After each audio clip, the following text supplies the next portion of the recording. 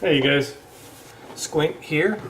Hope everybody's having a good day. We're going to try to pick a lock today. This is from UKLockpicka, P-I-C-K-A. There's the key bitting. Hopefully you guys can see that. I'll show it to you one more time. This is the lock. I'm not real sure who makes it. It's got a big C here. It does have a pretty tight keyway, you guys can see. So I'm going to have to use some pretty thin picks on this, which is okay because I have some thin shafted picks from UKLockpicka.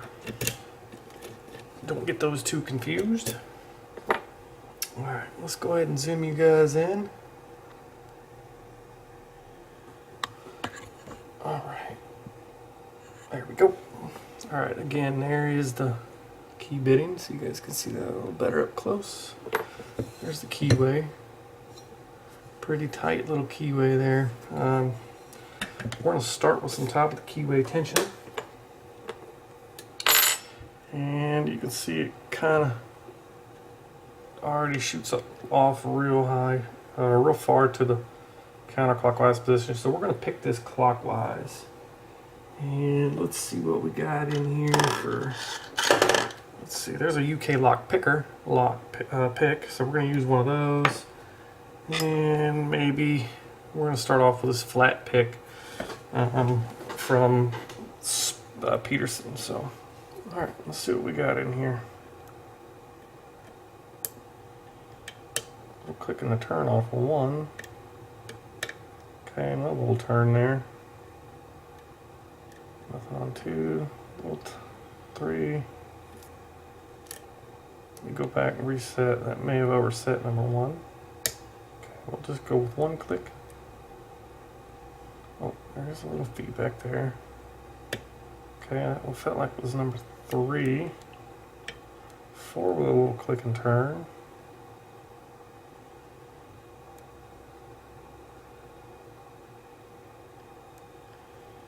Let's go back to the front.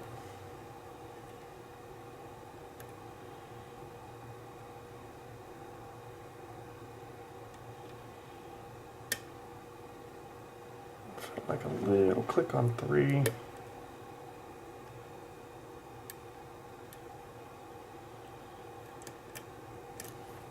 Alright, let's get this little bit thinner shafted pick in there.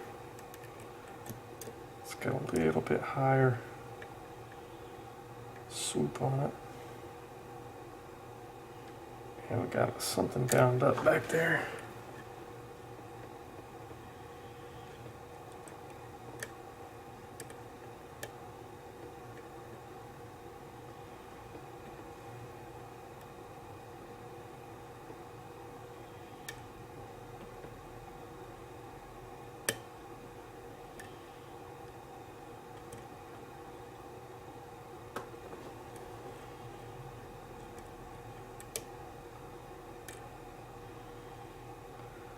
Like number three's caught up on something. Go ahead and turn, there we go. Let's do a little counter, a little manual rotation on it.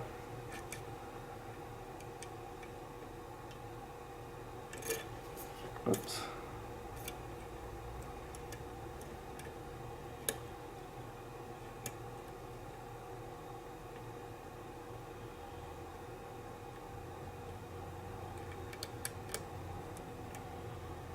May have manually rotated that too much. Let's see if we can drop something real quick.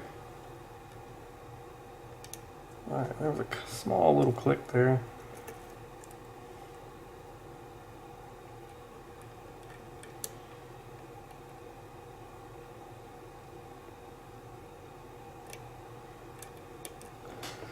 Still having some hang up on number three.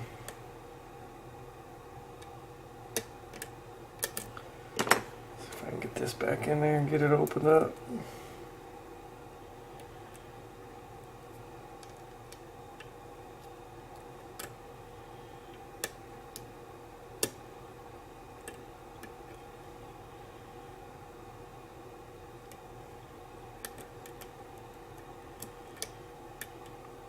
That pin right there is caught up on something.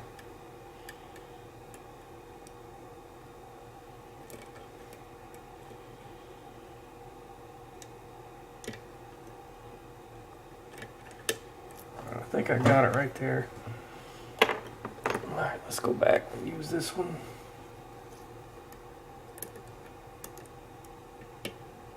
Okay, that was 5.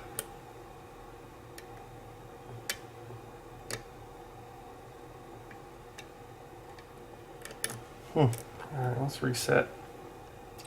Don't really know what's going on in there. Got something real caught up real good on the maybe some undercutting or some threading or something.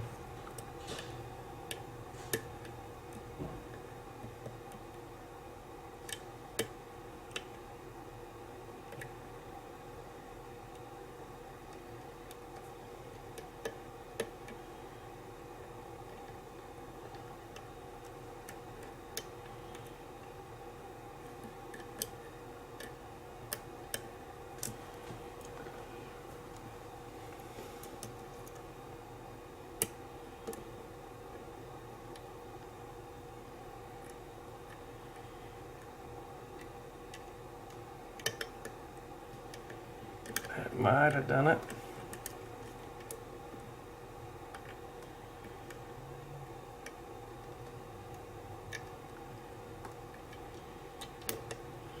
Getting some feedback on that 4th pin. And that 5th pin just gave me a little movement on the core.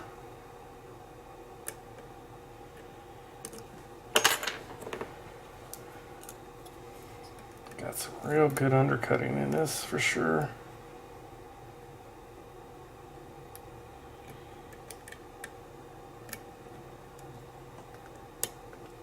There we go. Dropped it to a little bit deeper false set.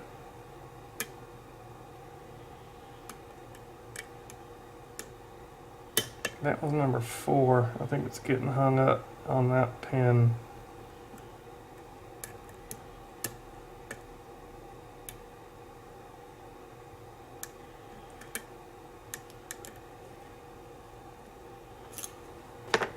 So number 4 gave us a nice deep false set there.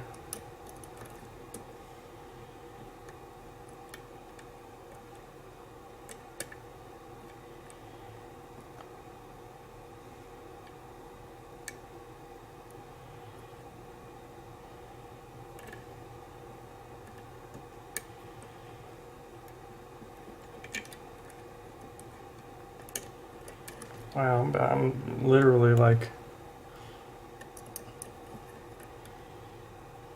everything's bound up.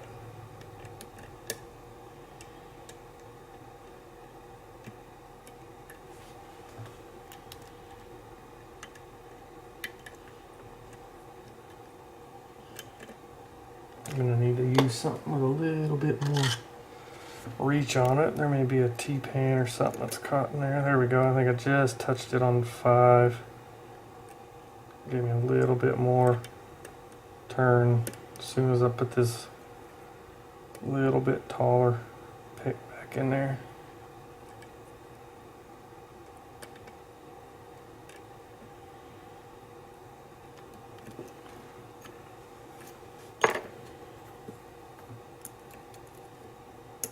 There it is, touch number 4, and we got it open. It's got to have some T-pins in there that are just getting hung up. You guys can see we got it open there. Nice little pick.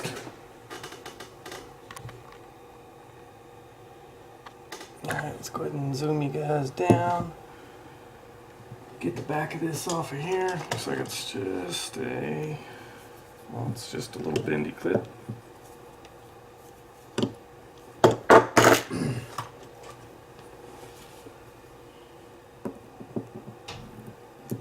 Alright, let's see what we got in here.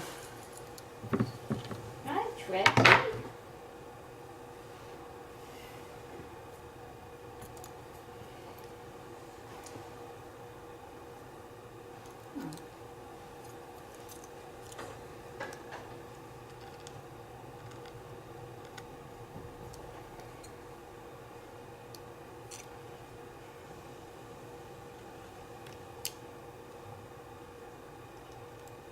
Alright, there we go. Yeah, it feels like there's some T-pins or something in there.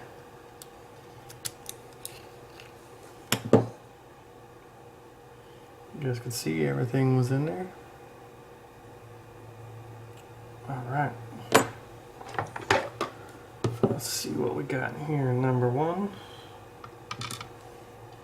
Standard there. 2's a standard. All of these have beveled little edges on them. 3's got a little beveled edge. It's a standard. 4's a long standard. Beveled edge on it. 5 is another standard with a beveled edge. It's got some threading in 1, 2. Number 3's undercut, so that was the pin that I was having some issues with. And number 5 is threaded. Number 4 looks to be standard. So there was a lot of overset possibilities in here with these beveled edge pins. All right, let's see what he did upstairs. Definitely some type of T-pin in here, just by the feel.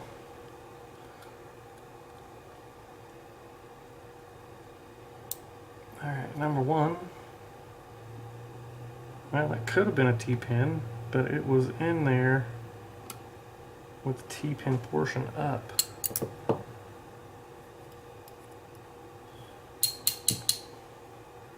That spring does not want to come out. Let's go to number 2. Number 2 is a really long pin, heavily serrated. And number 3,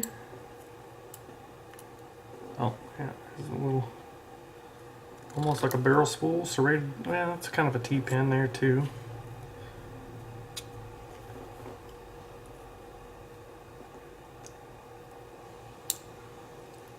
Alright, number 5. It's got multiple level serrations. I'd almost call that one of those like a Stanley Cup pin or a Christmas tree. And well, there's a definite T-pin there. That may have been the last one we tried to get set that we were having issues with. Oh, there's the springs.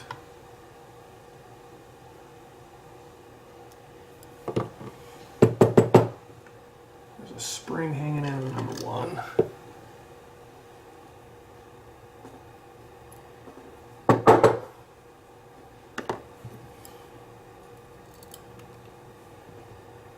Got a little bend in it. I don't think there was anything done up top. Nope, there wasn't. Alright, let's zoom in and check these pins out. I think number 1 would have been, if it's in there backwards, let me know.